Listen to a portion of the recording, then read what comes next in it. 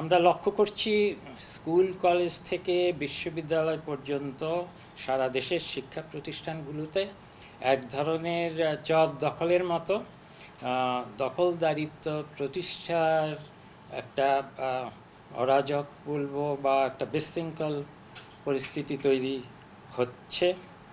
শিক্ষকরা অপমানিত ও লাঞ্ছিত হচ্ছেন, তাদের তালিকা তৈরি করা হচ্ছে, জোর করে তাদেরকে পদত্যাগে বাধ্য করা হচ্ছে।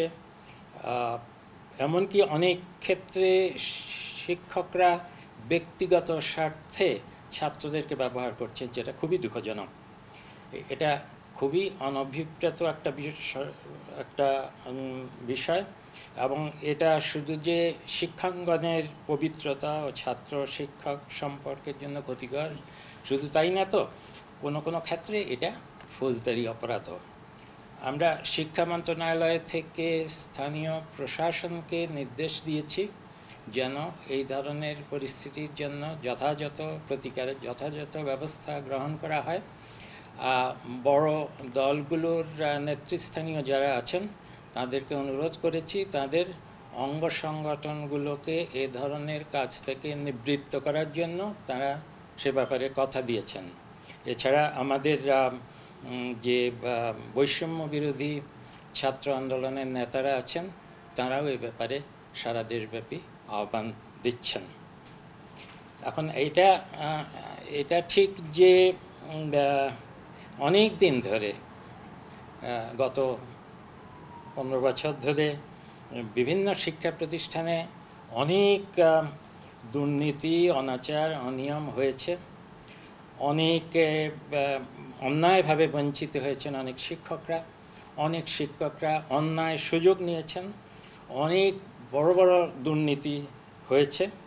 কিন্তু সেগুলার বিষয়ে ব্যবস্থা নিতে গেলে, প্রতিকার করতে গেলে সেটা তো একটা নিয়মমাফিক আইনগত আমাদের নিয়মমাফিকভাবেই এগোতে হবে। বিশৃঙ্খলা সৃষ্টি করে তো কোনো লাভ হবে না।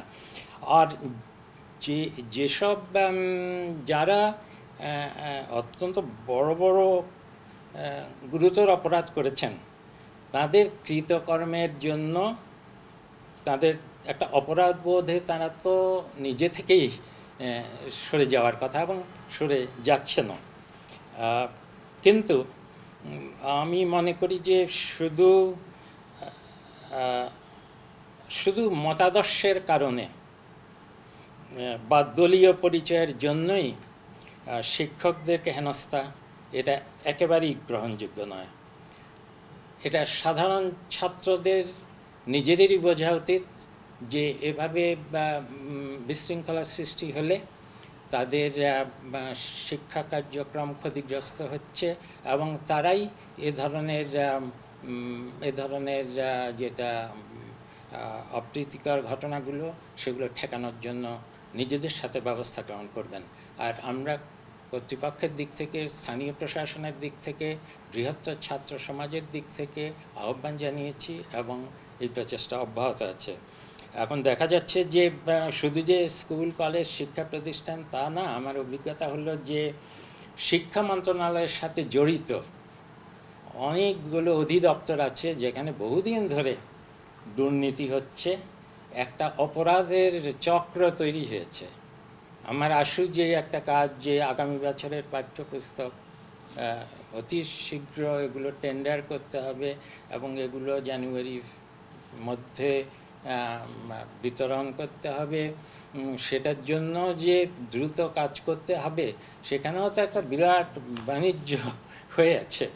এখন এগুলোকে যতদূর সম্ভব প্রতিকারের ব্যবস্থা নিয়ে দ্রুত পদক্ষেপ নিচ্ছি। আশা করি আস্তে আস্তে শৃঙ্খলা ফিরে আসবে। আমার আবারও শিক্ষকদের প্রতি এবং সাধারণ ছাত্রদের প্রতি আহ্বান যে তারা নিজেদের স্বার্থেই তাদের শিক্ষা প্রতিষ্ঠানগুলোর কার্যক্রম চালু রাখবেন, অব্যাহত রাখবেন এবং ব্যক্তিগত স্বার্থে বা ঢালাওভাবে শিক্ষকদেরকে অপমানিত করবেন না, তাদেরকে কাজ থেকে বিরত রাখবেন না।